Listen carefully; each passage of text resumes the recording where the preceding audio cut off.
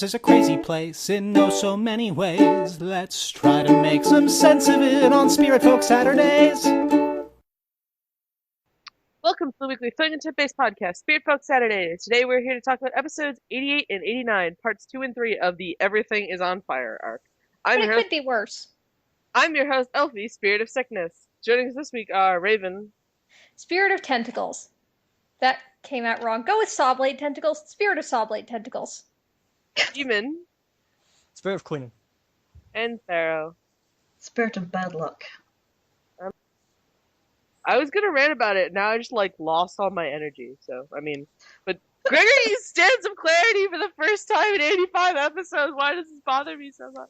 I don't know, because you're just bothered by it, and I'm just like, oh, you used it. I want to see That's what would happen nice. if you used it on Thog. Yeah, that's a good point. It's a really practical thing that they could theoretically just be using on people to understand stuff. There is the question of quite how it works, because I don't know, is that magic? Isn't that technically magic? No, it's just it's an amazingly good sense motive thing. It's a way for him to discover the truth. Oh my god, he really does make a good Anorian. Oh, that reminds me of the thing I wanted to draw. Dang it, I was gonna draw yesterday, I forgot. Imagine a really, excited Colvin sitting at, a desk, and he's got, his hands clenched, put together, looks kind of like the first day of school, and he's beaming, and there's a pile of books beside him, and there's, a little, sign on the front of the desk that says, get your autograph here. Aww. Oh, that is actually kind of... Colvin reads books, I thought that was the cutest thing in the world. I That's want to very hug cute. everything about that image. Yeah. Mostly Colvin, so long as he doesn't hug back and crush me. It just means his hug's truth is stronger than yours. Who would win in a fight, Colvin or the hug machine? Oh. I maybe the hug machine. I don't know. It is really sad that we lost the hug machine. Yeah. Also Aster. Moment of silence. Okay.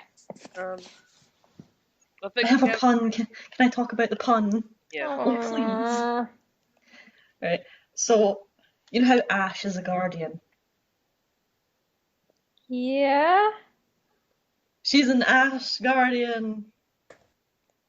Asgard. I noticed that. I have a similar joke that I was thinking of when I was on the plane yesterday. Is she's bad Ashley.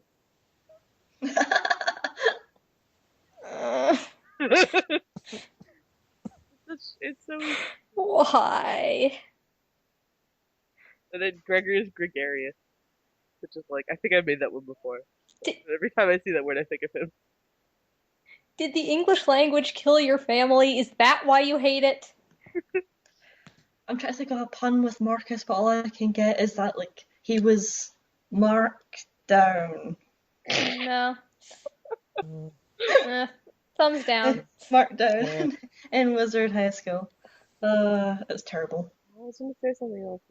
Well, yeah, the English language did kill my family in that the three members of my family's first initials, when put together, spells ass. So, I Dude. mean... I'm not sure that's a good enough excuse. I mean, I came this close to having my initials spell out bass, just because my dad likes fishing and mom almost didn't catch it. She caught the fish. Oh, I set that one up, damn it. I'm so sorry, but not really. Demon, don't encourage them by laughing. Come on, you're my one, you're my one hope That here. one was good, though. I'll have to give them that one. You're really fishing for those puns, That though. one was...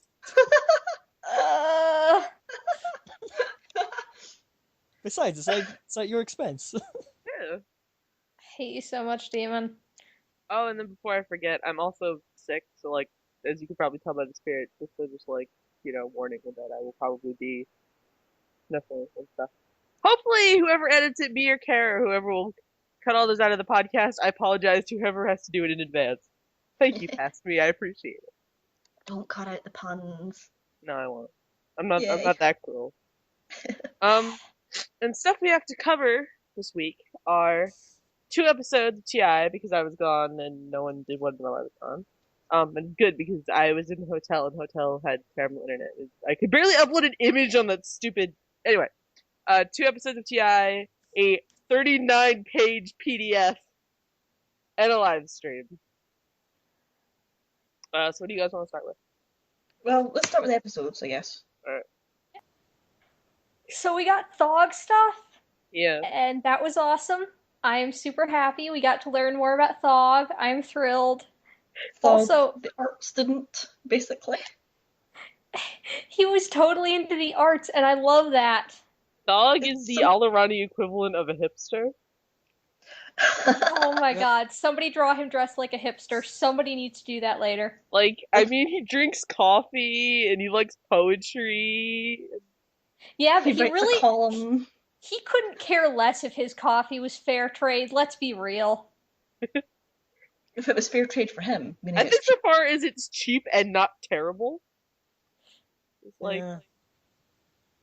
I'm genuinely thinking, like, nope, yep, you're right, he is. Really Well, he is. used to be.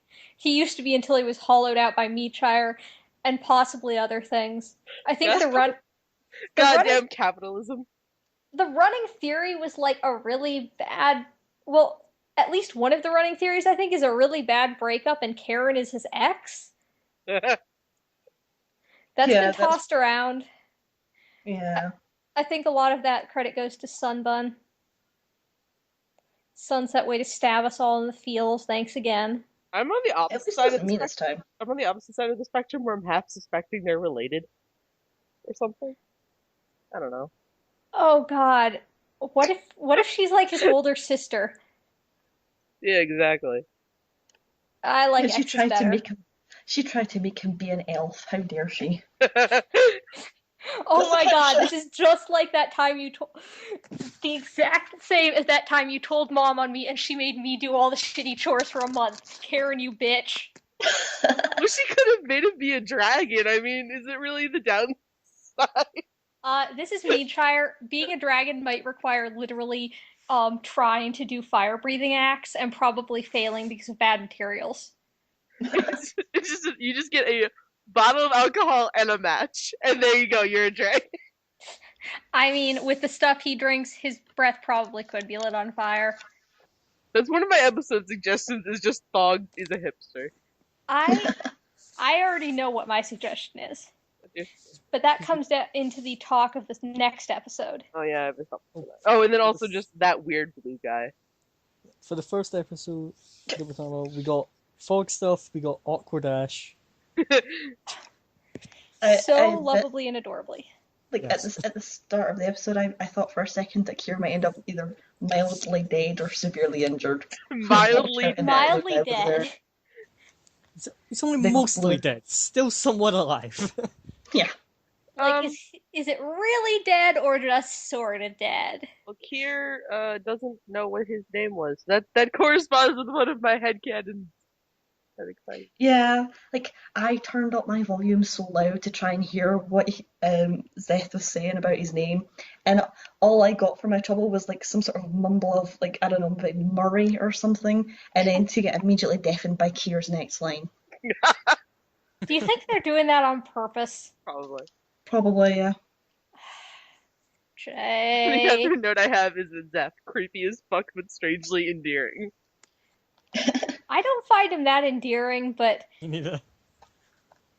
to be fair, you also enjoy the murder ninja Yeah. and the bitch witch, so you have a noticeable trend in your tastes. I feel like Namely I was trying to figure out how the heck he worked while I was on a plane. I mean, really. I have a lot to say about Zeph's design. He's just like murdering for the hell of it, and while it's at least kind of cute on Zelvetta, what? He makes Murder it looks. It's like murder looks cute on you, but not on him. No. He's good shape. Zelvetta is tiny enough to pull it off. Also, he has that weirdly endearing thing where he actually is trying to, in his own way, help Gregor. Yeah. Him holding back on attacking a band leader, come on, that's like Christmas and his birthday at the same time, and he held back on it Yeah. for a little while. One of my favorite things I drew was I was like, Zeth's got like this like I don't know how to describe it, like a break at the edge of its like faceplate, and there's like a triangle at the bottom, so it looks almost like they go together. So I tried drawing it together, and it just looks really awkward. Like its smile just disappears, its head gets like half as big. Just like, oh, okay, maybe not. Oh, jeez, no. Um, it's got like the legs are. They've got like that awkward anthro-bipedalness, not like how humans have legs, but when people draw like animals standing on their hind legs and they kind of punch forward to support There's themselves. the word for it, and I'm trying to think of it. It's like digitigrade or something? Yeah, Digitigrade. Digitigrade or something? yeah. Where they go inwards. And then like studying how it looks is it reminds me of like a kind of like a distorted anatomy figure or like a really, really twisted skeleton. Like if you look at its hands and its arms, it doesn't really have hands, but its arms look kind of like bones that were like, huh, we don't want to do the whole hand thing, so we'll just turn the bone into like a solid thing and then attach the fingers to that. Like it's really awkward. I thought it was supposed to be some sort of carapace. Yeah, but Yeah. it doesn't like its arms don't have as much flexibility for like what its torso does. Like its torso has like 4 parts, which is also really weird. I don't also it looks like it would be extremely hard for it to move. Like its arms at least, just because it has like flat arms on like a kind of like a I guess on a gyro is how I imagine it working. Like that does not look comfortable. Well, it does that whole weird walkings too. So Yeah. it's obviously some sort of really, really weird creature. Yeah. It's like digitigrade or something. 'Cause Yeah. That's it, because it places the weight on the digits. My suggestion, based on its appearance, is it's related to golems. Golems, however you say it. That's my guess. Yeah. Maybe he's a rebel Zeth. Just like the Rebel Imp. They'll join forces, nothing can stop them then. Honor its land of truth and rebellion. Man, imagine That an works Enorian, really well, actually. imagine an Enorian going through like their rebellious teenage years. Like imagine that with like Colvin. So instead of being an individual when they're going through their rebellious teenage years, they'd try and fit in with the crowd? How would that even work in an honor I room, think though? it's a mixture of trying to fit in with the crowd and trying to break outside of society. So like they try to be like everyone else, but they also just reject the ideals of the clans. And like I think that's probably just where the band comes from. They're like teenagers who just never got out of that phase. That and most of Horrivan's followers are just like teenagers who refuse to accept any of the clans. Yeah. They're not accepting your rules, man. They wear the mask because underneath they have too much eye makeup on. Eye makeup and acne, yes. Well, there we go. Mystery solved. All the murderous rage is just imbalanced hormones. The reason they don't Of communicate course. the reason they don't communicate by speaking is because they're always listening to their iPod. What else do I have to say about Zeth? Why did Zeth ask Kier how to get to the Rise if he like built the city? I was thinking that he's only going to be killing those from Honorin or from Jinkala. If there's people from outside of it, he might not, murder them because he's got no interest in them. I've kind of got this theory that he needs their life essence or whatever to make this god that he seems to be going on about. Mm. So he might need it specifically from that location to tie it to that location or something. Yeah, but if he like built the city, wouldn't he know how to get to the Rise? Or is it because the city built him on without them? Or is it because the Rise came after them? Like, I think it would have come after. Like he mentioned that the city continued to expand afterwards. yeah, but Yeah. it's like it's a mountain. That doesn't. I was gonna say that doesn't happen naturally, but I mean, Well, cities change over time, so it's not going to be. I mean, look at Edinburgh. That place is a mess from when it first started out. So that either means that they built the mountain or like a very large natural force created the mountain, and I'm going to call Spiritfolk shenanigans. Who knows? I mean, we already met the Spiritfolk Jin, who name enough makes me worry of Jinkala. Dude, I still want to throw down between him and Zeth. I seriously, seriously want to throw down between Jin and Zeth. That would be such a cool fight, man. Yeah. Nobody else wants the Titan fight? I So, mean, what? we bet. I'm imagining Gregor finally getting to Zeph and just challenging him to the freaking arm wrestle thing, thinking that'll work. Or like, I just imagine Gregor riding Telvillian into combat. Oh my god. Wow.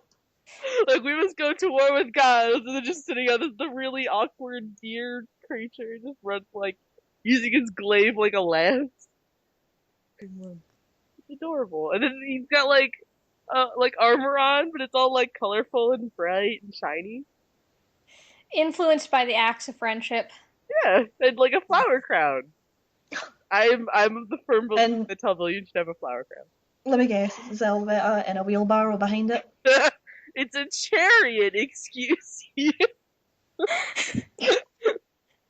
That would definitely be Sylva's reaction, though. And then after the battle ends, they have a parade there at the front.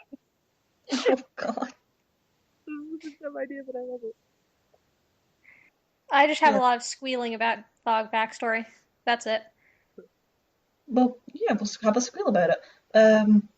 Like I really doubt that Morin forgot Ash's name when she walked in, because I'm fairly sure he called her it before at some point. When they first arrived, he knew everyone by name. Yeah. So I think he was kind of messing with her even then. I'm wondering if he was still flirting with her now that it's clear that there's some interest between her and Thog. Was he still flirting? And if so, was it just like fun, or was he actually sort of invested? I think that he might have been playfully doing that thing where you're flirting but not actually trying to go anywhere with it. It's just like a way of interacting, or he wasn't doing it at all. I'm not sure. Morin was cuter in this episode than he's been, and I don't know why, but I just think he's cuter. Like, I distrust him less, and it worries me. It was probably because he was in a more relaxed situation and not being the one to hand out expositions, details, or take them places and be a guide. Was it just me, or did his voice change a few times? It did change. Okay. I like how the store has Morin's artifacts and atrocities. And he knows Rat, which confirms, like, another headcanon. Well, he only knows Rat as far as that guy who's screwing up my shop. That's still pretty great, you have to admit. I mean, it makes sense if they're in the same business. It's not really like that's a so surprise. I was also that he has the deck. Yeah, the deck of disasters callback, and Ash is just like, I'm good, thanks. Don't bring them near me. And from that point on, Ash had always had an aversion to solitaire. And like, sometimes she just sees Old Maid and she gets flashbacks. So that one line that Ash said, I couldn't stop laughing at it because I took it the wrong way entirely. And it was when she was talking about when she'd last seen Thog, and she goes, I last saw him in a bed sweating profusely, and I was just like, oh no. Well then, what have we here? Oh god, Thero. I know. Thero, not yet. Maybe someday, but not yet. One thing. Even if he was interacting via semi-flirting just for fun, I like to think that at this point Morin is basically shipping Ash and Thog. Like, oh my awkward, mostly hollow friend. Look, you found an equally awkward, dorky girl. You two are awkward together. Go have fun. Recite her some of your poetry.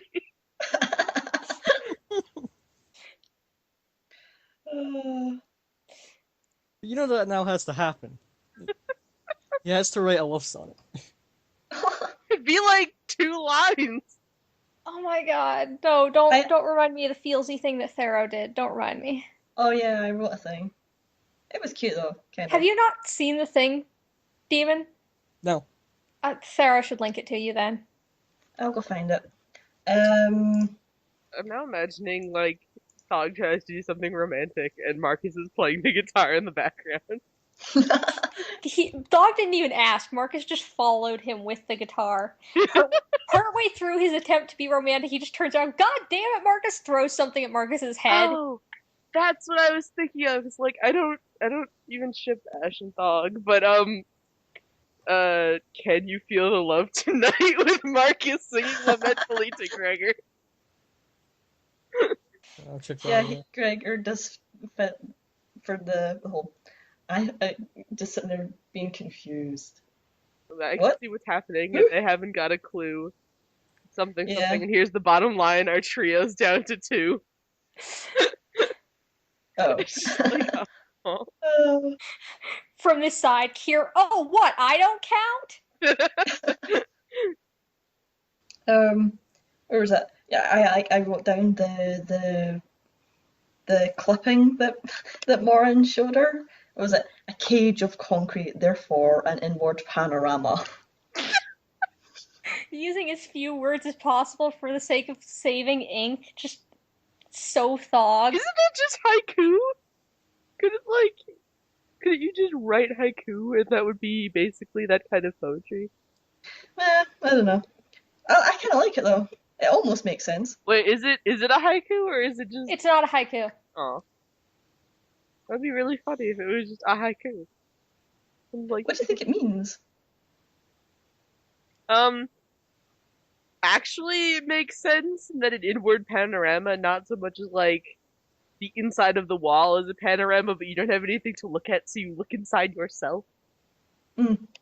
That sounds really annoying, but it's true. Yeah. Oh god. It does make sense. It's pretty interesting. It's like I wonder when he wrote it. I wonder if it was just at the start of his mid-share days or something. Rebellious teenagers, man. Yeah, it kind of makes sense if it was based on experience. If I'm sitting inside a room constantly Oh my doing gosh, not guys. much but inwards thoughts. They have Uh-huh. to drag him to the theater. They have to drag him to the Flower Theater and get him back into acting. Him and Marcus Oh, on a stage would be priceless. oh, I would pay money for that. Yeah, but is he good at like what kind of acting though? Is he better by the script acting or improv? I think that Marcus and him should redo the play that Marcus and Ash did. Oh man, now I'm just thinking like every year they redo the play and put it on for Charlotte again just to kind of refresh the lesson. And one year Ash is sick and cannot do it. Gregor flat out refuses. Kira just kind of is too noticeably taller for it to really sell. And it's hard to make it look like he's sick. So finally, they just convince Thog he has to stand in for Ash. But they tell him to do it, but he wasn't there the first time, so they don't tell him what they're doing. Yes. And it's like, we need you for a thing, and he's like, all right. What was I going to say? Oh yeah, Ash is, in finger quotes, sick. Imagine if she actually was sick, but once she finds out what they're doing, she drags herself out of bed because she would not miss this for the world. She gets, like, someone to help her, and she just watches from the bushes because she knows they'll yell at her for being out of bed if she's there. They find her eventually anyway because after Thog starts flipping on Marcus for kissing him, like he got the vague idea of what they were supposed to be improving. Marcus gave him like a general outline of what it was, but once they get to the actual kiss and he realizes, he just flips, and they find Ash because she's now like halfway between coughing a lung up and laughing till she can't breathe in the bushes. She's fallen over. She's gone to the world. And then she just falls asleep, so they have to carry her home. Aww. I was going to suggest the line about concrete walls is, has Thog ever been to jail? Oh, maybe. Probably. Yeah, It kind of makes sense. I was gonna say if it was a thug, but it's Alaran, so. Yeah. Now I'm just comparing him and Grunkle Stan, and that is a weird comparison. I mean, Thog, if anybody in the group had ever had to eat themselves out of a car trunk or like the TI World equivalent, it would actually, I don't know, it would probably be Marcus. Marcus is fire though. I feel like that'd be like Kier. Well, I mean, if he'd have to do a magical equivalent then, but if one of them were in a scenario where normal people would need to eat their way out of a car trunk, it would be Thog or Marcus, and that whole sentence was really weird reflecting on it. Yeah, it was. Because you can't really mix normal and eating your way out of a car trunk. No, no. No. If you can, you need to really reflect upon your life. It could be a chocolate car trunk, which I don't think anyone in the world would object to. I think they would, because then you're lying in the car trunk, and then you're going to be so sticky and gross. Yeah, but it's better than being in a normal car trunk. At least you're not gonna go hungry. The best thing is just not being in a car trunk, period. Yeah, but this is like an either or kind of thing. I mean, I guess I could probably eat my way out of the car trunk easier. I really want to see someone in the gang rocking like a badass cane now. A badass what? Cane.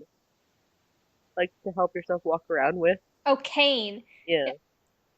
Sorry, I'm sick. Thog would have one of those and just use it to beat the shit out of people. Yeah, exactly. It'd be awesome. More specifically, Marcus and Kier. Just give them a whack when they're doing something stupid. Oh my god! Like people would expect it to be a sword cane, but no, the top is totally normal. And then he lifts it up, unscrews the bottom, and there's a ton of thief tools. Why am I now imagining like a TI Christmas Carol and he's Scrooge? So okay, no, we need to explore this. Who's Ghost of future of Christmas past? Who's present and who's future? What are the defining traits of past, present, and future? I've never seen a Christmas Carol. I've only seen parodies. Literally just the fact that one is like past and like regrets and mistakes he made. One is present, what's going on right now, and one is what could be. I want to say past is Marcus. I was gonna say Yeah. past is Gregor. Yeah, well,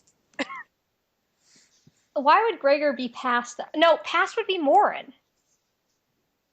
Yeah. If we have to pick from the group though, yeah, it would probably be Marcus or Gregor. I would put Marcus as present because generally present is more lively. Yeah. And Marcus sort of fits that role better. Is Ash Marcus future? is such a showman. Maybe he fits better as to what Thog used to be like. Yeah, Like, That's or true. at least to some extent, back when he was into the arts and had some passion. That's Honestly, it wouldn't surprise me if in their past, like, Thog and Marcus were, like, opposites. Cause, like, I don't know, when we saw the bit of his journal, Marcus just seemed really, like, he still kind of had that, the showy offiness, but he was just kind of more angry, like, bitter. Oh, angsty Marcus, or Yeah. teenage Marcus. I remember, what was it? A pimply singularity of anger and father issues. I can't remember the exact word. Yeah. It was so beautiful. Yeah, exactly! Like, it honestly wouldn't surprise me. What were Thog's parents even like? I don't think we know. Did he just like spawn in the Thug pits? That is a question that happened during one of the live streams. Did he have a mother, aka Thom, or was he birthed in the Thug spawning pits?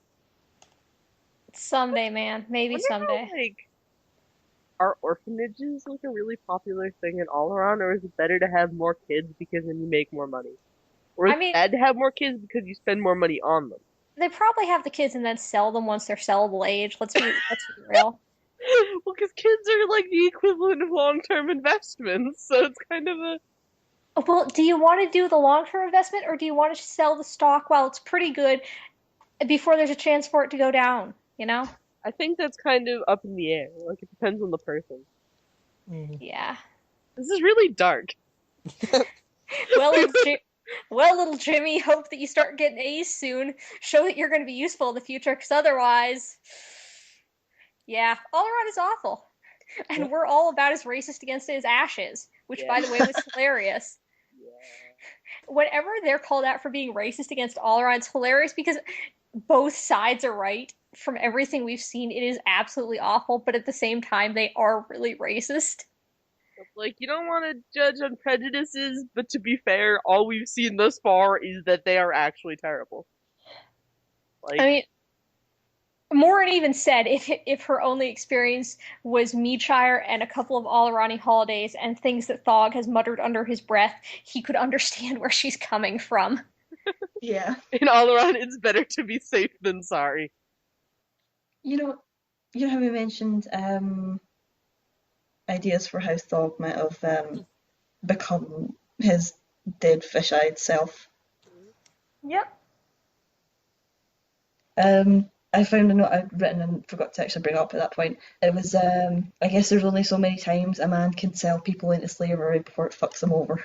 That's one of those things I wanted to bring up, is there's the line in I've Got This Gun where he says, and my boss does that thing where he enslaves them, implying they've done it multiple times. Oh, they've definitely done it before. It's just like, oh, that's really But depressing. yeah, because they even pointed out that the paladins were regular customers, essentially. Yep. Like, they've dealt with them several times for selling them. Was it just me, or did one line in like that episode imply that Thog had argued hard to get them at least the paladins and not something worse? Like he Yeah. says that he was Yeah. trying to get a better price, but I think he was trying to not land them somewhere worse. Yeah. Like if anyone could finish that god awful stupid quest and actually get out of this, it's probably going to be them. Yeah.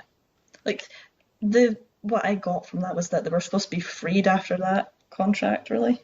Yeah, and that's why like he had an issue with Karen doing the thing. Mm-hmm. He actually thought that they should respect the contract, though I think he also legitimately kind of wanted the group to, be free. He had some level of affection. Cough, giving one of them his pocket watch cough. And the gun of middle management. That was afterwards, though. I think everyone. Yeah, that was after Incorpogeddon. He gave it to her when they landed back at the bar and they decided they'd set up shop there.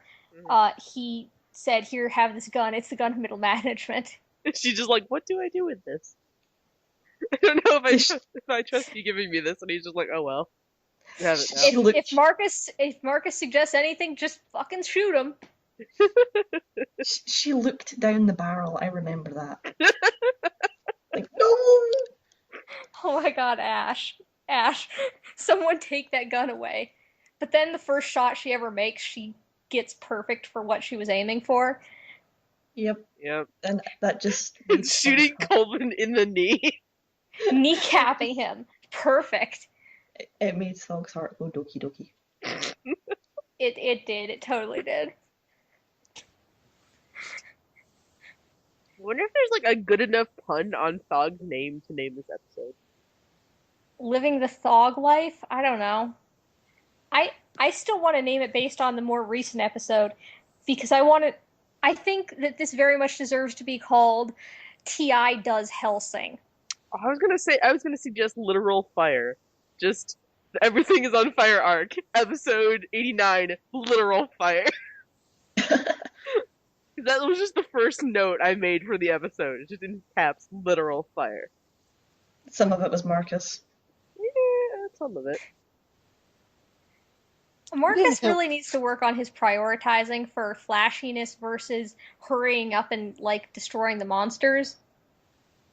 I think that flashiness is, like, required. We're not on that episode yet! Okay, what else do we need to cover about the backstory episode? I think Ash is legitimately addicted to alcohol. Oh, yeah, she definitely has a problem.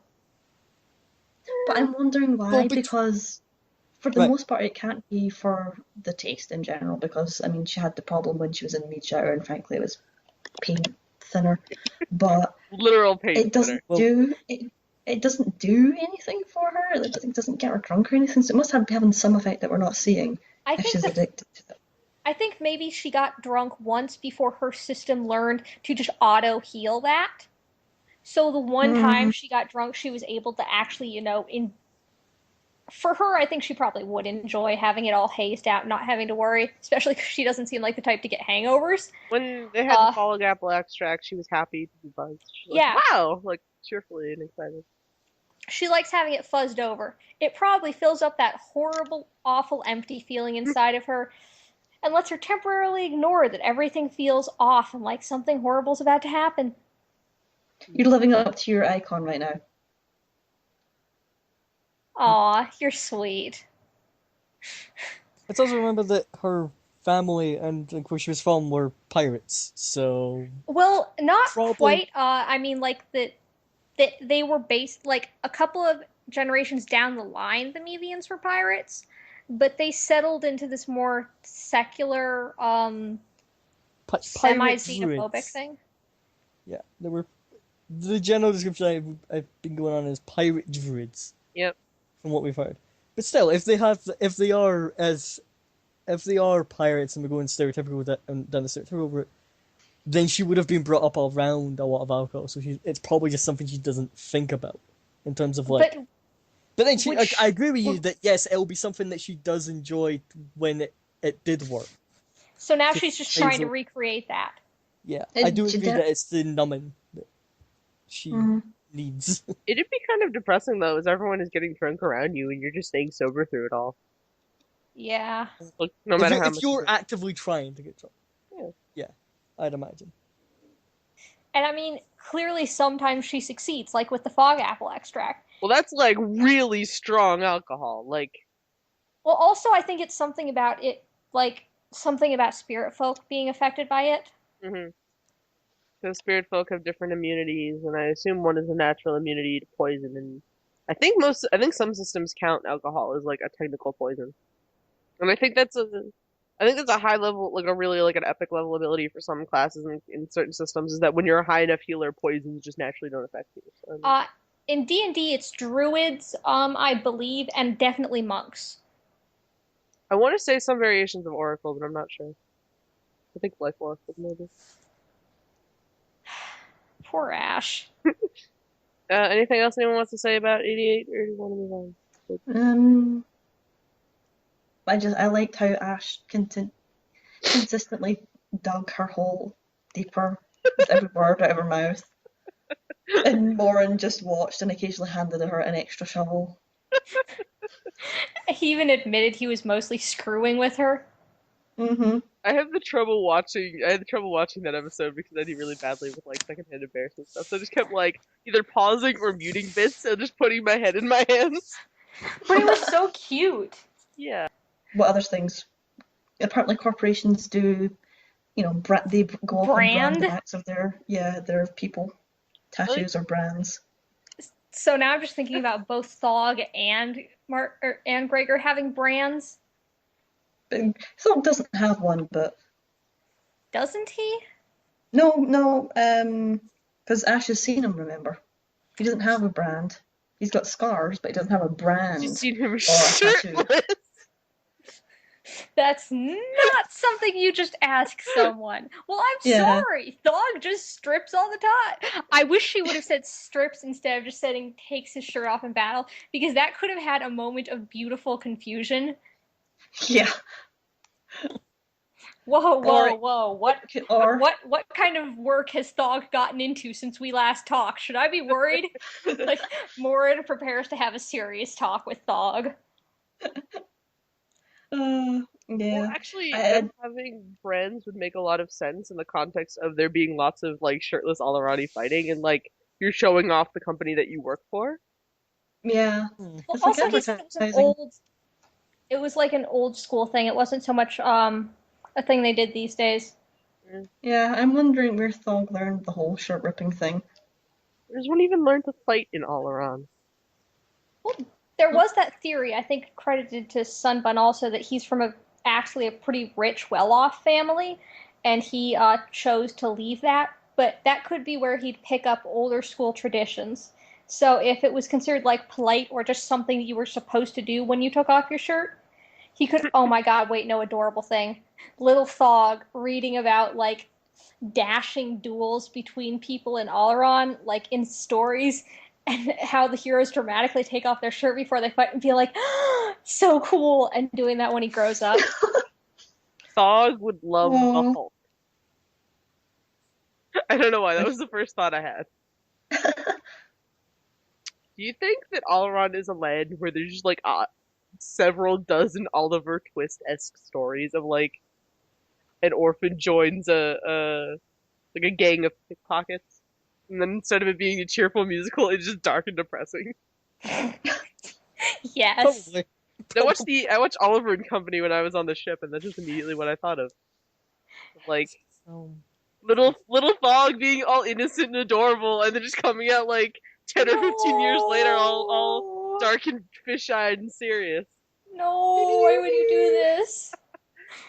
No, go back to your happy storybook, sweetie. What do you think Already fairy tales are like? Probably I think more they're like like actual fairy tales. original Brothers Grimm shit right Yeah. there. I'd imagine that. Probably where all the magical people end up dead by the end. If you believe in your Or dreams, you don't enslaved. achieve your dreams because you're not working for them. Like, I don't think I'd have tales like Cinderella because that implies you marry into your wealth instead of like Actually, acquiring it. that could be a very viable thing in Alaron. Honestly, wouldn't surprise me if that was just like a thing of when you're looking for suitors. It's not the most handsome or the most kind. It's just the most rich.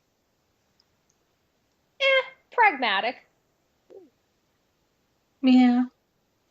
All right, yeah. Do we maybe want to move on to 89 now? Yes. I have like one or two more points. Oh. Come on. Nah, that's fine. We would have spent an hour and a half on this last time, but no one did it, so we're sticking here for another few minutes. Morn keeps clippings of Thog's work. That's like something a proud parent would do. That's really, really cute. He runs an artifact shop, and of course he'd keep antiques. Wait, did he do it as a proud parent, or did he do it because he's one of those friends who wanted that for blackmail years later? Did he not like say that's why he has it? Yeah, he waits for the day. You can imagine him being like, just the day that, or rather, picturing the day Thog walks in with a fiance, and him just having folders of ammo ready, waiting. He It's just like, pulls them out from the desk and like, I have prepared for this, and he slams one open. And he just goes for it. And Thog's in the corner going, no! Thog pulls out the gun. Morin, I swear to God, if you have the jail report from that one time when we were 19, we are not talking anymore. And he's got this cool, collected smile while Thog is turning like beet red, although whether from anger or blushing, he can't tell. Yes. Of course, Right, depending on some faceless. Continue. If it was some faceless fiance, they'd probably be very confused and slightly scared. If it was Ash, she'd probably be dashing for the book. They spend the next several hours poring over it, and Thog just sighs, grabs a bottle of alcohol, and leaves. Grabs 3 bottles of alcohol and leaves. If for no other reason than to be spiteful and leave none for them. Yeah. Alright, and last bit. I sped up the ending song on the episode just because I thought it'd be funny. And I managed to catch the tail end of Morn and Ash speaking. And I caught Faust giggling in the 2 times speed, and it just sounded like a chipmunk. It was amazing. Now I need to try that. The ending song is also hilarious at 2 times speed, but Right, and then we can move on to 89. What was I going to say? Oh, Jay has mastered the imp noise. he must have been practicing. Yeah, he really got it. Yeah. Like, it took me until they were doing it together to realize that was him doing it, not just like, yeah. Yeah. Not just Matt. Unless Matt has learned how to, make multiple voices come out of his throat. Well, they could have like put it over that, but then he did it later, and it's like, nope, that's Jay. Yeah. So go Jay. I didn't even really notice until the second time I was watching for the sake of getting better notes. trying to think. What imps were in that episode? We had Aster, Aster, Peter, uh, Impeccable?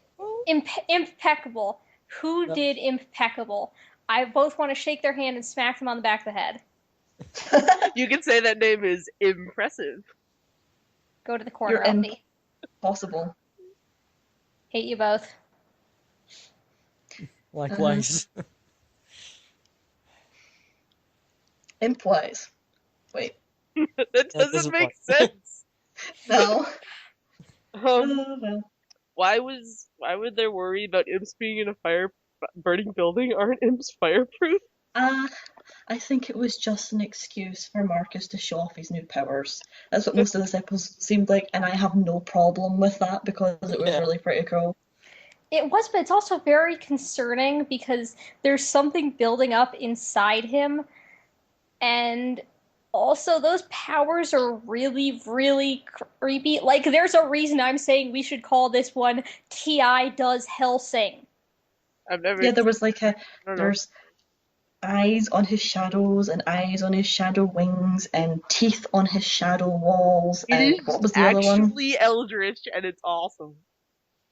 Yeah, It's it, like supposed it to be fits from the term eldritch now, but It's creepy supposed as to be hell. from, like, it's supposed to be from a demon, though, not actual, like, eldritch stuff. Who's Like, to say they're not one and the same?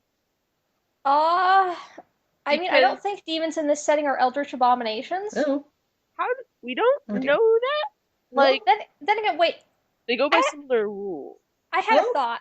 So, we've seen no actual proof of there being, like, gods of the more standard D&D or even, our world version, just like the spirit folk that are called gods. So, I'm wondering, were those of the celestial lineage in Tannhauser part spirit folk? See, that's the question, isn't it? I think we brought that up at least, or at least I thought about that before. It's it's probably true. they're Asimar though. They're confirmed Asimar. So we don't know if it Aasimar. necessarily means. It doesn't really matter. There's the question of, does it mean like someone with like celestial usually means different than godlike. Celestial is like, it's the opposite of demonic. It's not like, Celestial is something from, like, the heavenly celestial planes, just Yeah. like infernal stuff is from the infernal planes. yeah, but it also applies as like a template and stuff. Something that is in celestial may not necessarily be godlike. I mean, I think it's like those that serve the gods or that are just holy beings in general. they're lawful creatures. No, that's different. That's not axiom. Yeah, They're that's good. They're good axiomatic. creatures, not lawful creatures. You can get evil Asimar, I'm pretty sure. They're really nasty ones. It's like though. their race is inherently good. Like demons are inherently evil. But Like there are good Mhm. tieflings and there are asshole Asimars. yeah, like my Like question, most of Tannhauser. my question is that if the demons in this universe are lawful evil, are the celestial beings like chaotic good? That'd be interesting. Which I think are like, God, I forget what they're called. They're like the Eladrin, I think, are chaotic good and That's in 4th edition. We do Yeah. not speak of that. with everyone. Like, you could ask anyone about D&D and they will tell you a different D&D edition that they hate. I think is how it goes. Who would hate 3.5? Who? Someone who's never played it. Okay, you get a fist bump for that one, Elfie. I've never played regular D&D. And the fist bump is retracted. I've Shame played upon your whole 3.5 family. before, and 3.5 is better. But Anyway, 3.5 is influenced by Tolkien. 4 is influenced by WoW. prior to 4th edition, Asimon are chaotic good, neutral good, or lawful good. I mean, Asimon? yeah, that's what it says. Uh, That's like, it's a similar thing, like to Asimar, but that's like where the name comes from. Asimon are just angels.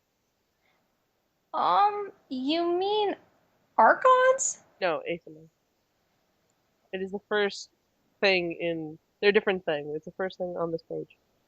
I'm Okay, lost. which, yeah, I don't remember that in literally any of the monster manuals, and No, I've I'm read in lost most. In entirely. second edition in the Planescape setting, they were called Oh, Pokemon. second edition, okay. Yeah. In the first third edition monster manual, they were merely classified under Celestial with no particular race name. In the third, blah blah blah blah blah. Yeah, 3 and 3.5 is what I know. Yeah, basically they're angels. Or no, they're not just they're because angels are a specific kind of celestial, but they're all holy creatures, even if not all of them serve specific gods.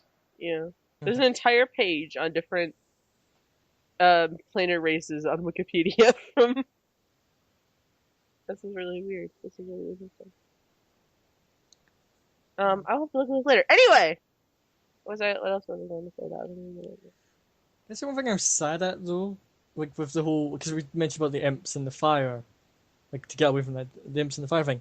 I was hoping like the fact that he genuinely cared, like it seemed like he cared and tried to save them would make the rebel imp join him again. Nope, he punts him back into the fire. Yeah, Marcus is digging his own grave there. I mean, proof that Marcus is kind of a softie, though. If he were really like, if he were both pragmatic and brutal, he would have just killed the rebellion imp. But it seems like he doesn't even consider that. He just tosses it away. Like he's not a solve your problems with murder person. Yeah, it's pretty Which at interesting least means that he's not gone totally off the deep end yet. Yet. We really only need one next hour. Yes, yet. Well, I just remember the point I was going to make. Is that, we don't necessarily know that Eldritch isn't similar to, like, Infernal? demonic forces in at least some sense, in that, like, the tax code is more or less kind of lawful evil. Like, it does a bunch of terrible stuff, but it was just willing to make a deal to... No, that's lawful neutral, I think. I'm pretty sure it would be not lawful neutral because it is not actively malicious. It is just specifically following a set of rules and purely going for self-interest. Yeah, but who created those rules? Who was like, okay, I'm gonna make a deal with this eldritch being so it comes to Alaran every year and kills people for money? I mean, maybe it's just a spirit folk that got that powerful. Like the Phobiist showed that spirit folk who forget their true nature can become something else, basically. Yeah. So maybe it forgot its true nature and it became something else. That, or it is a god, like not spirit folk, but god, in which case, oh god, imagine the Tannhausers just being descended from like tax goat type beings. Well, he's got boy. like his dad had goat horns or whatever, or like ram horns. It's not too out there. But I just want something right. So we had the like scene with the knives, which created what I'm gonna just call the evolved imps, where they were bigger. What if he did that to the tax goat? Let's not find out. I want to see that. You want to see the universe end? That'll end in a dead timeline. I want to see more dead timelines. This sounds awesome. Or hear about them at the very least. Yeah. But I did like the evolved imps. Cause I was worried at first when they like the knives stabbed them. I was like, no, don't just kill 3 imps. Where did those genes come from? They were wearing blue jeans, and normally imps are naked. Did Magic. the shadows? Magic. Did the shadows make it? No, guys, stop and think about this. Is Marcus now Elsa? Did his shadows make them pants? Come on, guys. Imagine it. Let it go, but with this entire castle instead of ice, it's these horrible shadows with teeth and eyes. I can just see him. Yeah, you can. Like and going, he like did Ash the is whole getting song, pumped right? about something, and he just like looks over his shoulder and goes, "Let it go, Ash." With a dramatic hair flip, and Yeah, I mimed doing that there, but you obviously couldn't see it. But yes, exactly. Oh God.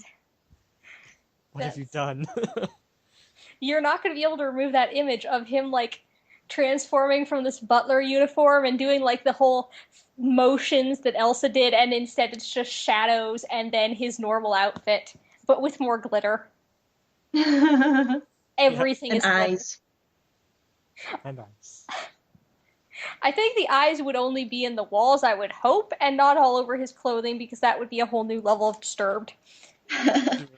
So would that mean it would be like Ash who came up as Anna and goes instead of it being Arendelles and deep, deep, deep, deep snow, it'd be like shrouded elves and deep, deep, deep, deep shit. No, she goes, Tannhauser's in deep shit, good, I'm never going back then.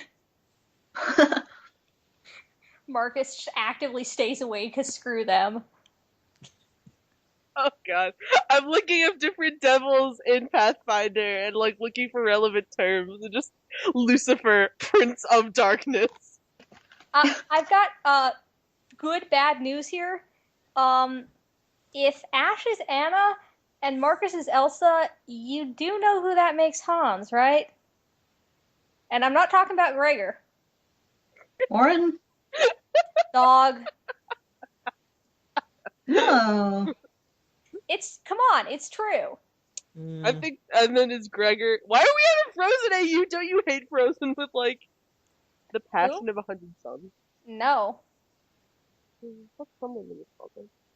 Frozen never bothered me anyway. That was Nate God in damn. chat. There's still 7 people. I feel the need to high five you while being disappointed at the same time, Thero. It's a disappointing high five. Just like so many things in my life. Wow. That got dark fast. Okay, back to Frozen then. Because I know we've talked about a Mulan one before. Mm-hmm. But yeah, who would Gregor be then? If Ash was gonna... Oh, right, Gregor would be, what's his name? Olaf? Yes. It's either Gregor or Kier. Make your choice. Olaf has to be an imp. Just an imp. But imps Imp don't love. talk. This Sven imp could does. be an imp. Could be an imp lava. Sven just be a pile of imps that maintain a humanoid shape or like an animal shape. Like cling together and suddenly they're a deer. Oh god, no, Sven is Sylvillian. Yes. Yes. But Does that the mean giant Kristoff snowman. is The Dow? giant snowman can be made out of imps. Does that mean Kristoff is Dow? No. No, Kristoff is not. Kristoff is going to be Gregor. That's nice and straightforward, right? Or actually, no. I think that Gregor should be Anna. Kristoff should be Ash. I don't know. I mean, though there is Ash the should whole be more. hair going Ash white should thing. be more likely to punch Gregor than go saving him. I guess sometimes. Yeah, true, but I mean, I feel like that whole scene with the betrayal, like Ash would have spent a couple seconds being really hurt and then grabbed for his shirt and tried to strangle him. We lost Demon, I think. He left. He had to Oh. go. He says at the bottom. Demon's dropping up for the time being, so now it's just us 3. Yeah, but like, I don't know, if Marcus shrouded the land in darkness, I can't imagine, I just imagine Ash, like, smacking him. Yes. Turn it off. Put it back to normal. No, don't pout at me. Fix it. He does.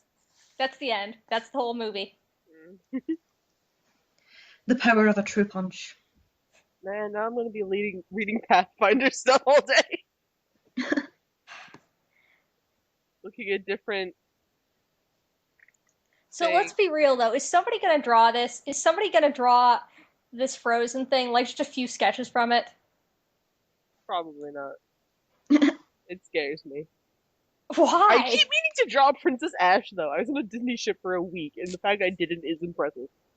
Whoa, Princess Ash, not Princess Marcus? No, I don't... I was thinking about at one point, drawing Marcus in kind of like a Tux version of, what's her face? Glinda's, like, dress. But, I don't know. That's perfect, and you should totally do it. I have to admit, I'm way too attached to alternate universes where Marcus is a prince. Yeah, right? Really? I never noticed, Thero. Shh! We should do more on the Guardian Don't make fun of AU. me. Oh, I don't get to make fun of other people about AUs. I have put more planning into AUs than I have put into actual, like, stories I have for original universes. Things that bother me that I can't find, like, it lists types of. Oh, never mind, I figured this out. Have we lost you, Elfie, just for the rest of the podcast? I'm listening, I'm doing things, I'm just browsing Pathfinder at the same time. Alright, maybe we should get back to the episode and finish that before we go on to all you stuff. Yeah. Yeah. We have, Okay. like, So, other things. Marcus Well, being terrifying. Marcus is kicking it up a notch. Okay, Yeah, the saw blade tentacle was awesome, and those need to happen all the time. I think he got a strength upgrade. Yeah. He must have done. He just 'Cause, thinks that everything's light, but it's actually him. yeah, I think he definitely got some kind of strength boost. Because there's no way he couldn't have. I mean, like, I mean- he had, what, a strength of, like, 8, basically, before, maybe 7, and now he's doing stuff that, like, is strength 16 or 17, so maybe part of it is just a temporary high, but yeah, he got some sort of a boost. Even if old Innie is really light, a chalkboard alone, I think, was past him before. Mm-hmm. Not to mention Marcus Marcus isn't exactly, like, weighty himself, so he doesn't exactly have much muscle to draw on. So it has to be supernatural stuff. Mm. Maybe he's enhancing himself temporarily with his powers without realizing it. If he keeps doing all this stuff with his powers, though, there's probably going to be some kind of come down. Oh yeah, I mean, after all, they also mentioned the whole, something's building up part. Was it like a demonic sneeze or something? 100% trustworthy powers. Yeah. I kind of look forward to him going nuts. Whoa. Nuts Marcus going nuts on his powers versus Ash with the bindings failing. What was that noise? That was me protesting. Oh, so I should talk about this more then. Like, Yeah, you should. Gregor standing off to the side, totally helpless because they both far outclass him, probably at some point trying to get involved, getting injured heavily enough that he's tossed in against a wall, he can do nothing but watch. Thog having no idea who to turn his gun on. No, Thog's off looking for them. He wouldn't even be there. Oh no, I was talking about later down the line, not right now. Poor Kier, he tried to get in and help Marcus. Do you think he even made it? Can we maybe get back to the episode again? Oh, but Yeah, I haven't gotten her to make another crying noise yet. Shut up. Marcus is I said it several episodes ago, but Marcus is going all Illidan. He did, like, the demonic leap with the shadow wings thing. Look, that was really cool to picture in my head. I was gonna draw that, like, I had that as an idea, and then it happened in the episode, and I'm like, well, I guess I'm not drawing that anymore, because they already did it. No, draw it. It just feels weird to have your ideas stolen by canon, but that keeps happening! You're obviously picking up thoughts from, like, Jay and stuff then. He's not wearing his tinfoil hat. It's happened with STA before. Like, god dang it. So, Jay made an entire town on fire. I have to sympathise with that because recently I did the same for my own Pathfinder stuff, and it is really hard to make a fiery flaming town look good. So he has all my sympathy for that. I'm reading up on how demons work in this. Oh god. There's an entire race of, like, demons that are basically just eldritch, like, abominations. Huh, so yeah, I guess they're going more off Pathfinder here.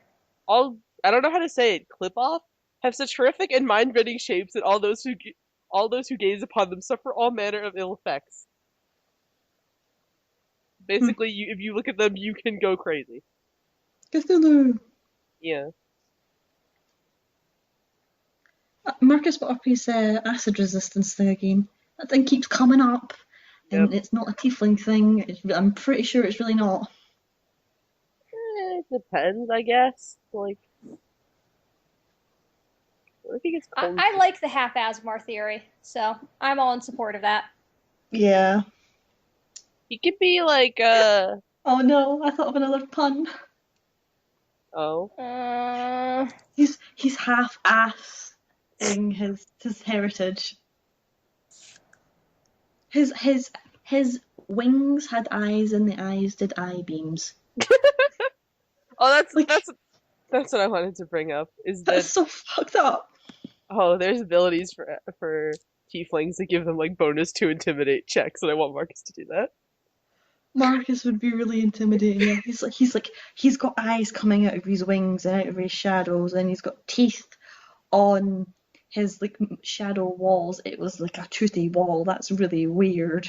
And then there was the whole, what was that even on the blade thingy of shadow? What was on it? Was it more eyes or something? I think so. I think so, yeah. Wait, he summoned a sword of shadow, right? Something No, like he that. summoned daggers for the Ah, imps. right. No, he did something else. He skewered something. I can't remember because I didn't take notes I of this only one. remember him slicing somebody with the chainsaw tentacle That's it. thing. That was it. So cool. That needs to happen more. My notes for this episode just basically amount to Marcus is fucking spectacular and Marcus what the fuck. Marcus is super cool. Marcus this, Marcus. Good lord.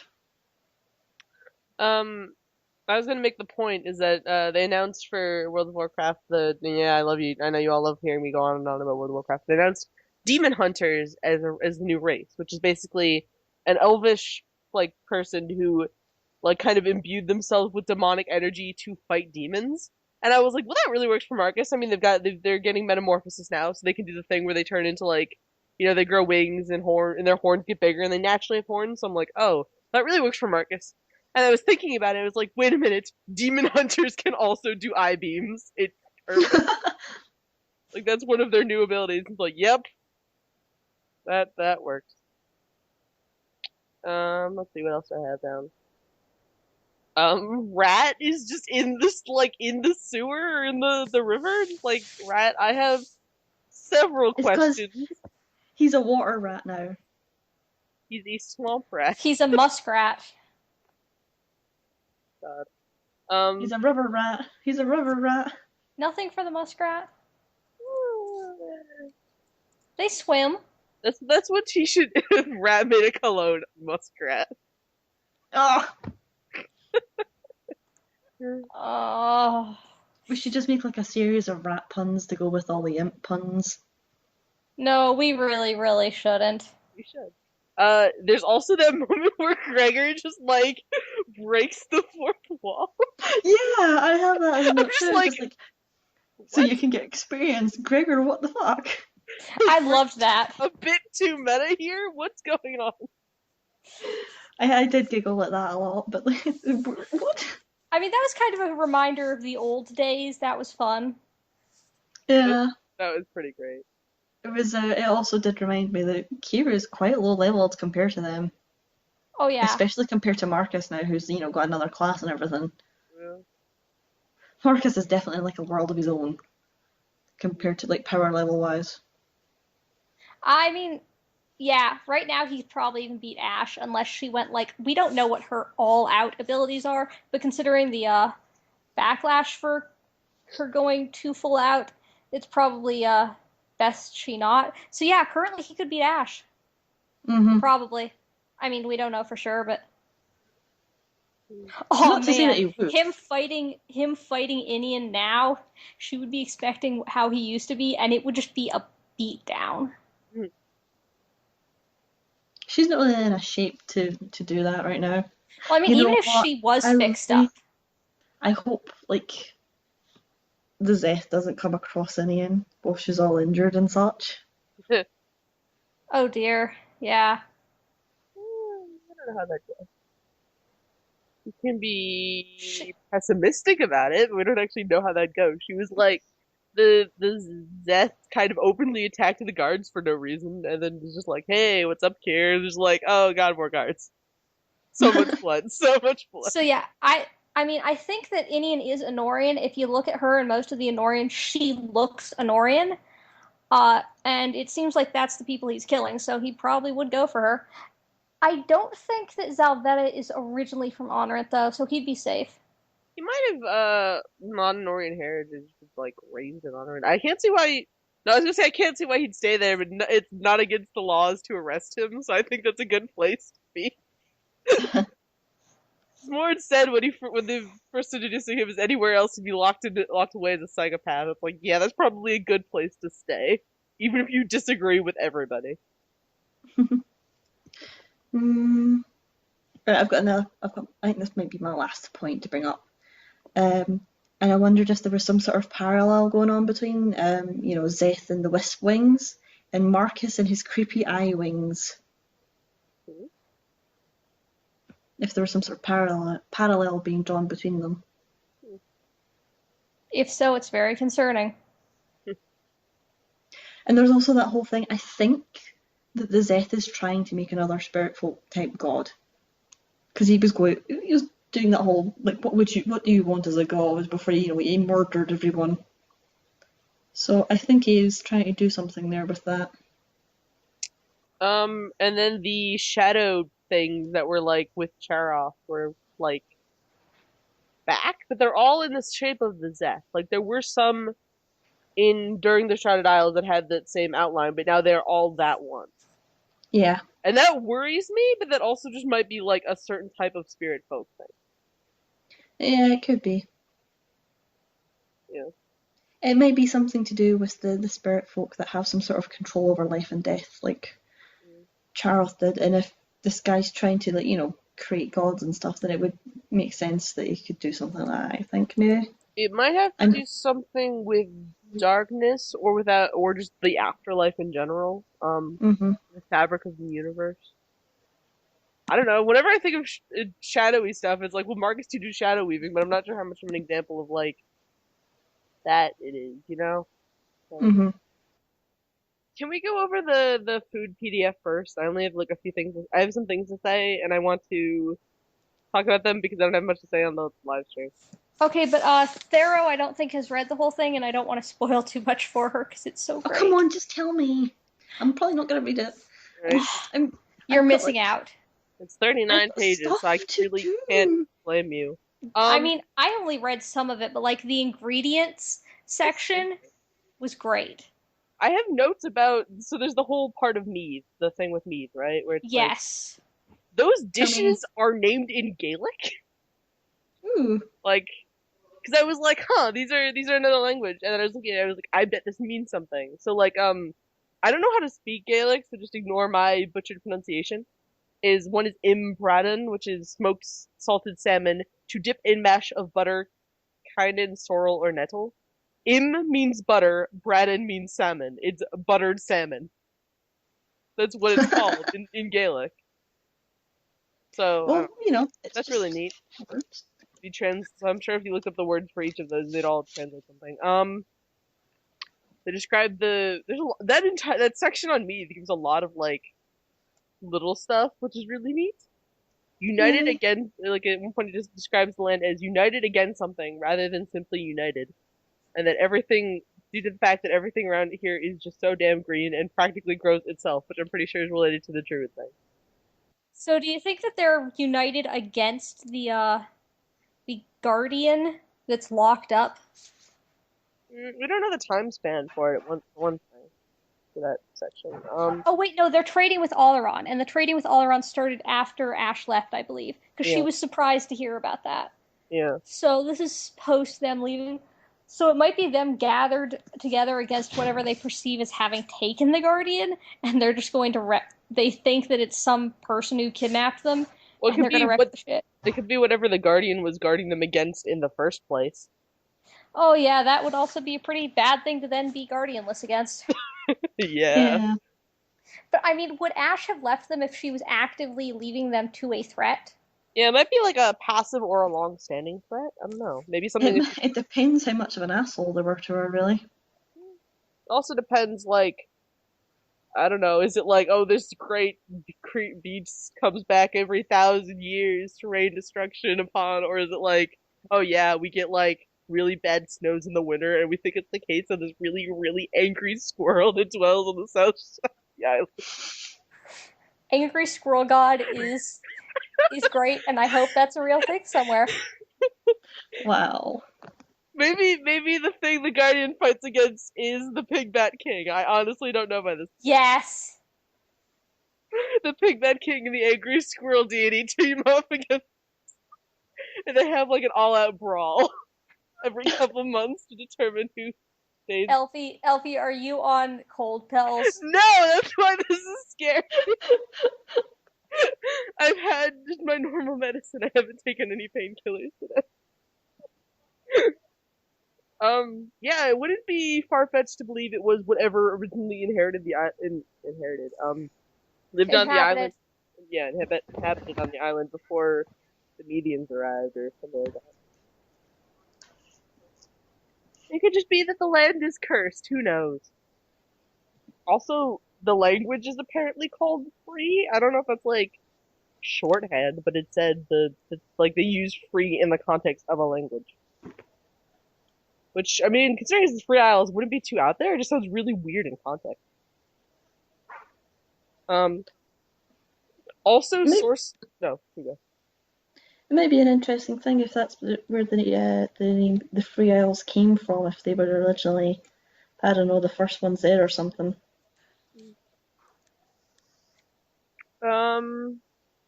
Also, it mentions how all around farm sheep, and it reminded me of that point in one of the live streams where Jay was talking about Colvin's book, and Colvin mentions how the Alderani were sheep farmers for like the past 200 years, and now it is making me question things about like, how does Alderaan go from a place that farms sheep to like a capitalist society? Because they murdered all their gods, and that affected the way things were run. Because it was like it left like the gods of greed and like the death ones and stuff. Yeah, but those were gods that were strong already, so it would have been, like it might have been that it was a very heavily capitalist society, just like skewed very quickly from like farming, hunting, gathering kind of thing to like industrialism, like the Industrial Revolution in all around. Also, sorceries have names, and it makes me question: does Marcus's sorcery have a name? Like, because it's technically also like warlockism, so I'm not sure if it would. I mean, didn't they say that really Warlock and Sorcerer are just like different names for. They're more like a title for how you approach stuff? Yeah, but like. Other than Sorcerer. Sorcerer is special, but like Warlock versus Wizard was like just a difference in like how they approach magic and learning it. Yeah, I'm talking mechanics wise, but so then presumably Marcus's sorcery has a name, and I'm really curious as to what it is. Because like, I don't know, is there like a way to define what Marcus's like everyone else's sorcery is really kind of defined as something straightforward, it described the person who could do like an ice box, who could like basically make a refrigerator by having a section of space that they could store away and they had it perpetually cold. And then there was like Colvin is just message. So I mean, I don't know. Colvin is great. Colvin is the best. Yeah, that's about all I got. We can go on to if you don't have anything else to say, we can go on to the live stream now. That live stream has convinced me to watch Ardenfell. It was glorious. I loved it. I really like the paladin. Oh my god, Boar was so amazing. I like, oh my god, I wanted to pinch his cheeks. I mean, you're precious and really, really gullible, but you're precious. I think somebody said that he is the perfect example of a Cinnabon, Sinnabun, because like he's precious and needs to be protected, but he's also kind of not balanced and horrid. He's like Gregor. I think that's not giving Gregor enough credit. He's like I never thought an I would say extreme that. version of Gregor, and if like Gregor had maybe stayed longer with the Outriders, maybe. They This had is like what natural, Gregor like, was at the beginning of this campaigns. if you had natural magic talent, maybe, or like more devoted to a strict and or religious mindset. The religion of money and capitalism. Well, I mean, just like in the sense that what's his face was embodying kind of Alderani ideals through paladinism, then Gregor could have done the same thing if he was a paladin through like Renelin ideals or Outriders ideals.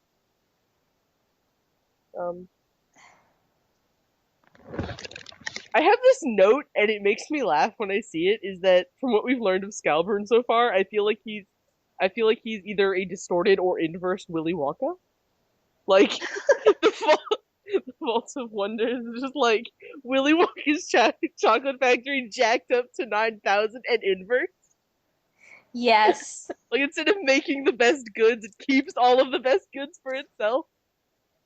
Yeah. It's like, oh jeez, oh, like if he ever shows up, I want a music number. And it even has like all the dangerous stuff and the murder time. Yeah, and the weird things that don't quite make sense, and the like, yeah. The Already Guard should also get a music number.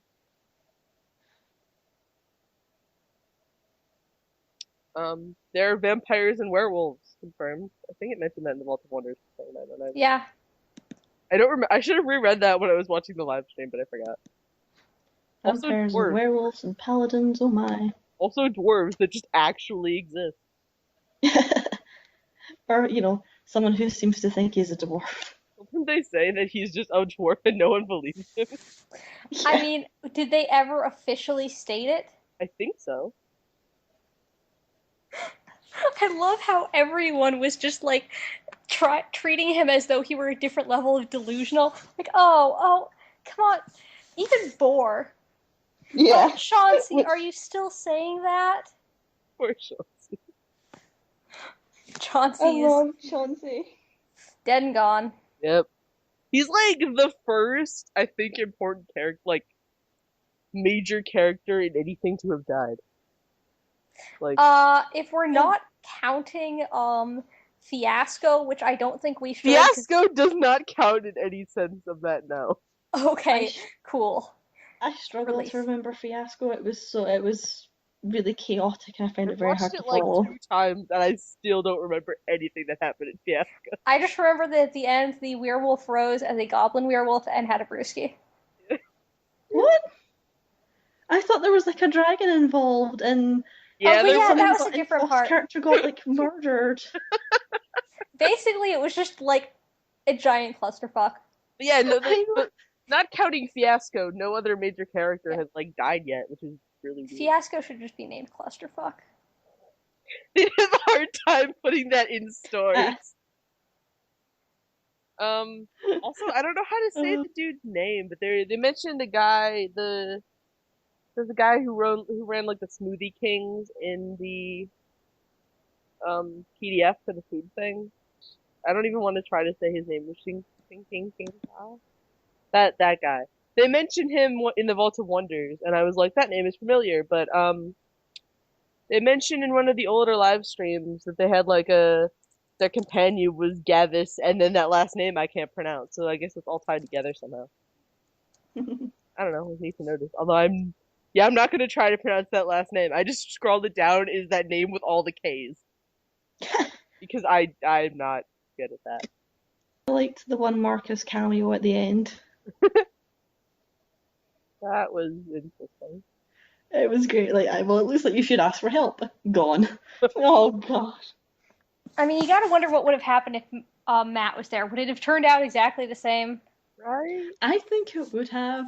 It was a very Marcus reply. When I was on the plane back, I listened to some of the old streams, and my favorite thing is that Matt and Jay love each other's characters so much. Where Matt's just like, man, I love Kieran, just like Jay's just like, man, I love Marcus. Like, it's so great. It's so cute. Yeah. They bounce off each other really well. Yeah, I wrote a thing with Kieran and Marcus, and it's just like, man, these two really know what's going on. Like, it turned out really good, and I'm really excited for whenever it's finally done. I first wrote back in like a March, and you can tell because Kier's name is spelled differently. Honestly, I want the canon thing to happen is he takes the Y from how he spells his name now and moves it to his last name and changes his first name back, and then I'd be happy because it'd be Fiore with a Y. It's not Fiore with the Y? No, it's with an O. God damn it. Fiore.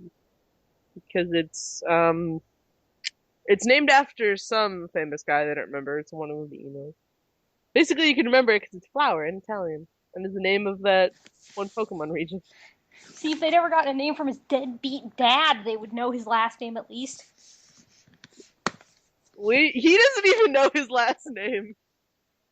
I know, I'm saying they could have gotten his actual last name from his dad if they had, like, if the guy had given it to them when they first came up dead on the island. Did that guy not sign the letter that they read? Like, I don't think he gave a name, did he? No, he didn't. That's what I'm questioning. It's like, you leave this really, like, well-versed letter. Like, you didn't sign your name to at least leave some, like, posterity. You just kind of died anonymous and alone. I'm sure he's playing volleyball with a chair out in the afterlife. He's probably still, like, haunting that goddamn island. We don't know if death actually fixed itself. Like, no one bothered to die after that, so we're not. The mole man might have. Yeah, exactly. We need to go and see the mole man and see if he's fine or not. And then we'd know. It's kind of a weird situation where you go, yay, he's dead! And everyone is happy and it's someone that you liked. Do you know, so Kira's dad is dead. Mm-hmm. He did the whole floaty ghost thing and, like, that whatever between world. Mm-hmm. What if he, like, rings one of the bells? Does he come back? Well, the thing is that he wanted to die, so, like, he could use the bell and come back, but his intention was to die because it was his time. Like, that's why he wanted death to be fixed. So, yeah, he could have come back, but I don't think it would have achieved anything. Like, he didn't have a desire to stay living. I don't know, I can imagine that'd be, like, he'd, like, be enough of a shitty guy to come back when no one was looking and sneak off the island. I think he's been through a lot enough. I want an explanation for how languages work. Like, it says it still bothers me because it's like, does Alaron have its own language? Because when they see the guy's letter, it's written quote unquote in Grecian. Like, is that its own language? Is that like an offset of Ishtolan or whatever it's called? Is it? I don't understand. How do languages work? Admit has its own language, of course. We don't know what it's called. Yeah, I guess that means Ash knows at least 2 languages. Because I highly doubt the rest of the world's speaking Median. Yeah. Yeah. So that's pretty cool. Yeah. Though I do wonder why they would have taught her any other language but Median if they didn't ever want her to leave. Maybe she learned herself. I was gonna say it might be a diplomacy thing, but then I realized that they would not care. No. I mean, they've literally been calling the Alarani lying Alarani. Yeah, exactly. Yeah. Which like, is, wow. So clearly Ash comes by her hatred of the Alarani, honestly. It might be books was my first thought, because I doubt there's going to be, like, an excess of books that are written in the language of the Median.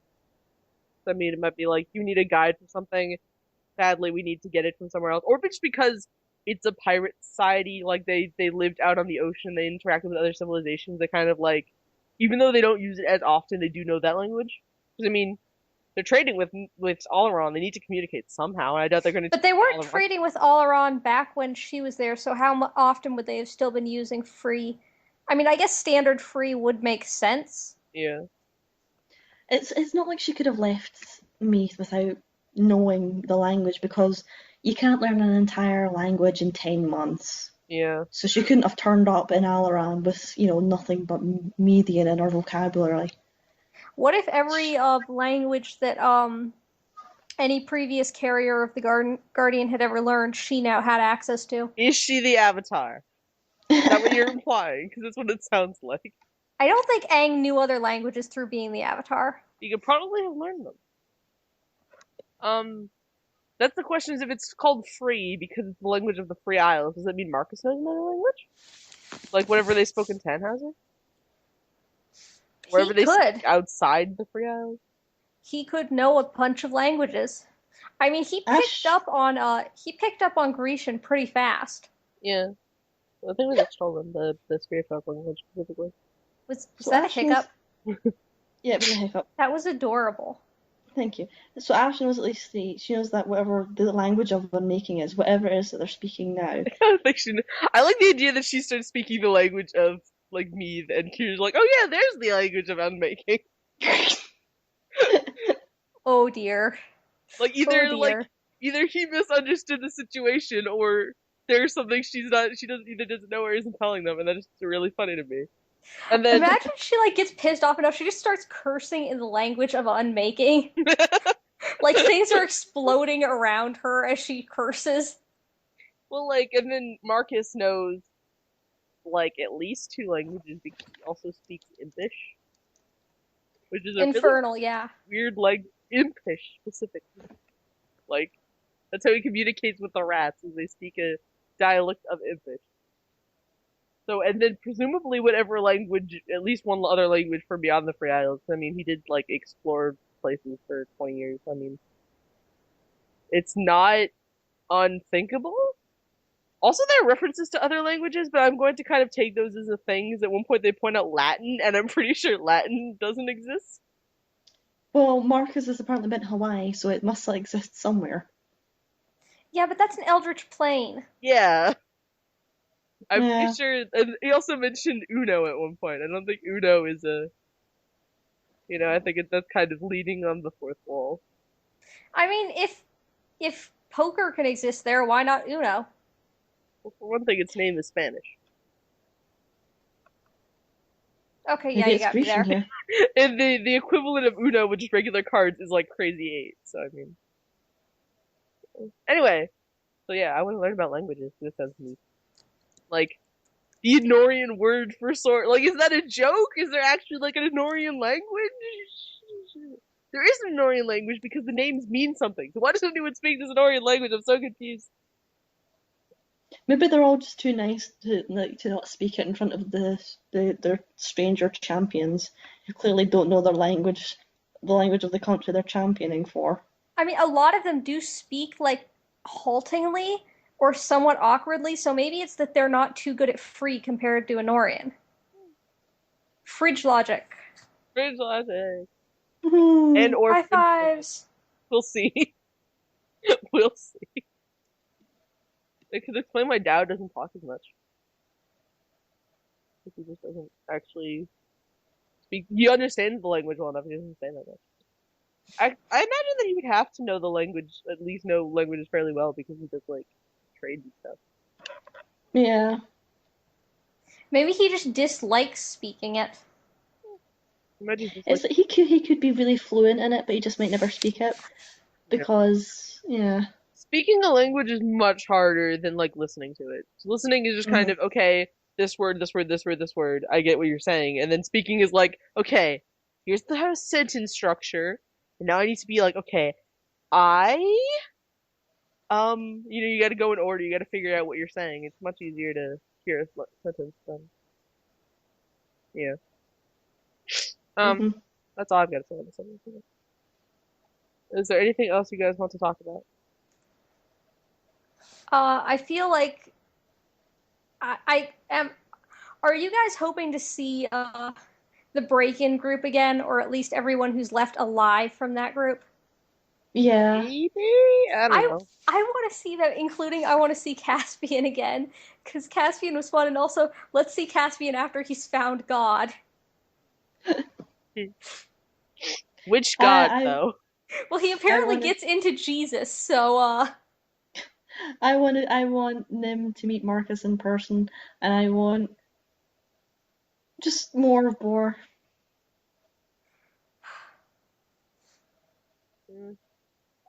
I want more of Seawing.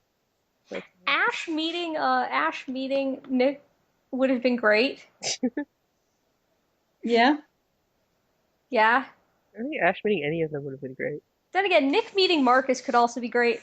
Nim, Nick, and Marcus, just that would be a wild time. I think this group really highlighted some aspects of their personalities. It's like, Matt likes to loot things. Faust likes to kill people. Jackson likes to make extremely well-timed and clever jokes. And they all did it damn well, too. Yep. I like how betrayed Jay was when Faust chose to not stab in the neck. Yeah. Like, he was just Set it up upset. perfectly.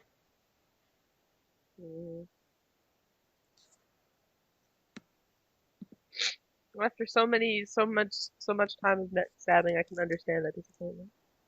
It's a thing now. You can't avoid this. You have to neck stab.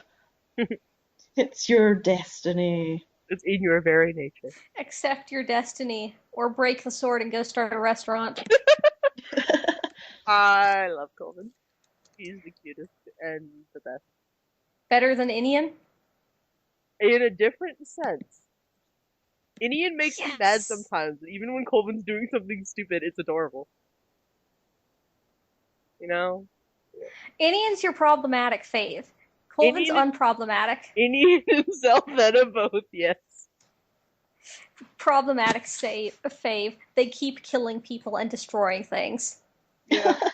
Killing and destroying the wrong things and people. Like, I know that Colvin probably has, but I have a hard time imagining Colvin murdering someone. Well, I mean, he probably killed them in a fight, but like the goal wasn't killing, just Yeah, like, beating. he wouldn't intentionally kill somebody.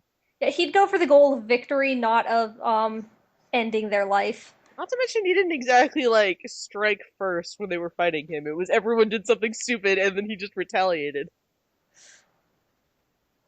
That's true. I do want to see them tabletop somebody sometime. That'd be great. Yeah, Oh! it's been too long since there was a tabletop. I thought of something when I was rewatching an episode that I think everyone will love, is so in, when they're in the catacombs in the beginning of, Gods Are Gone, is whenever the band, like, jump into the hole or whatever, later they find out that Ballast McGee got all his masks because, like, the band just fell down the hole and he just took the masks off their bodies. Because I'm imagining he's standing there and he sees something coming and he waits for it and just shrieks and jumps aside as the shadow table lands at high velocity. It just smashes into the ground. Wow. Yeah. Side note, Celeste was finally getting caught up on the recent episodes, and at one point I just got a message that was like Ballast fucking McGee or something like that. Like, finally. Yes.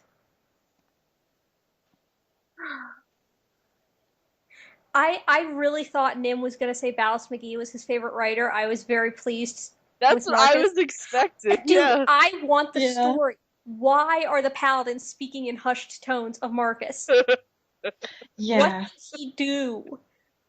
Advertise in whatever city that was, like, 5 shows 5 times a day or whatever stupid. That doesn't get hushed tones, though. If you're Marcus, I think it does. What kind of shows would he have put on? I'm not going to answer my thoughts. These lips are sealed. And then you're going to say these boots are made for walking, and I'm like, that is a good guess. I mean, he probably did do some karaoke, let's be real. He put on the Moulin Rouge, but it was instead it was Marcus Falafi. I love the idea that when he sings, he swings he has his tail in one hand and swings it like the mic. Like how people Oh my god. the mic string. That's too cute, I can't handle it. Right? Oh god. What does everyone think will happen next episode? I think, well, I hope that, either Thog or Ash will either bump into each other or they'll bump into the party. Or they'll probably bump into Zeth, actually. Zeth might be more likely. On the one hand, Thog meeting Zeth would be cool, but on the other hand, we've gotten so much J character and J character interaction lately that I'm not sure if it would be worth the fun of Thog meeting Zeth. I feel like either Thog or like one of that's going to show him, encountering like the guild leaders or whatever, because it's going down to the rise. So. I'm hoping that Ash meets up with the party. Oh, we should also like express gratitude at how the 88 was basically like, say for like 3 minutes of it was almost entirely an Ash episode, Yes. Yeah. which was pretty That was great. amazing. So Less. maybe more Ash scenes? Who knows? I like seeing Marcus Hopefully. being badass. I mean, it's fun when all three of them are there being badass or goofy in their own ways. Yeah, but at this point in time, they are sadly split apart. I don't think Ash is going to join them in the course of like having just seen them 2 hours ago and be like, "Whoop, I changed my mind." No, but I think she might, She- for the sake of a conflict, join Yeah, them. yeah. She was talking about them as as the group, as the professional group, like saying we and stuff when she was talking to Morin. So that does bode good for her going back to them. Mhm. You know what might be interesting? If she runs into the group and then they run into Zeth, if Zeth recognizes anything about whatever her weird spirit biz is and mentions something about it in front of the group. That'd be interesting. She'd kill him for it. There's the Oh, question, yeah. there's the question of names. The two questions I was thinking of is that it's did it choose not to call Kier by his name because he didn't recognize that as a name, or like what's up with that because he knew that one guard's name without like. I don't know. And then Ash, also my forever question is, does Ash have a last name? I don't know. Ash might be paranoid about telling it her name and actually be right about being paranoid about her name for once. Yeah. Yeah. I mean, I can only imagine what would happen if her true name or whatever was spoken. I can't imagine it'd be a good thing. No, it probably wouldn't be. What do you think will happen, Elfie? I don't know. Thinking back to when in Watch Out for Her, which was one of my favorite ones that I reread the other day. The when Ash and Marcus trade like their names, the room shakes ominously, and it seems like darkness is creeping in from the corner of your vision, and like it's just ominous to say it without intent. Like not When was necessarily. that? Hmm? When was that? The fic I wrote a while ago. Oh, okay. Sorry, I was thinking that was like one of the No, one of the vault things. no, I mean that it's something I wrote once, and that's kind of like my headcanon for it. Although, and now I have to resist the urge to make some sort of thrilling intent joke. Killing No, intent? don't do it. Just come on. You almost made it, man. I'm gonna say killing intent and move on. Almost made it. I have one more thing to say. I'll go for it. So for Ash, you could say her healing is intense. Healing intense. It's a pun.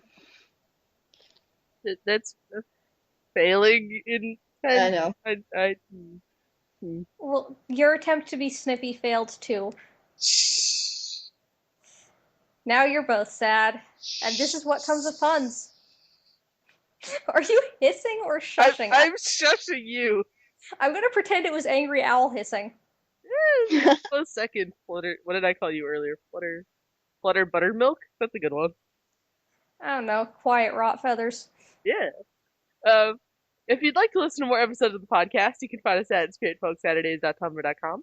If you want to join the TI Skype chat, feel free to shoot us an ask with your Skype name. We'd be happy to have you. Thanks for listening. We'll see everybody next week. Bye! Bye.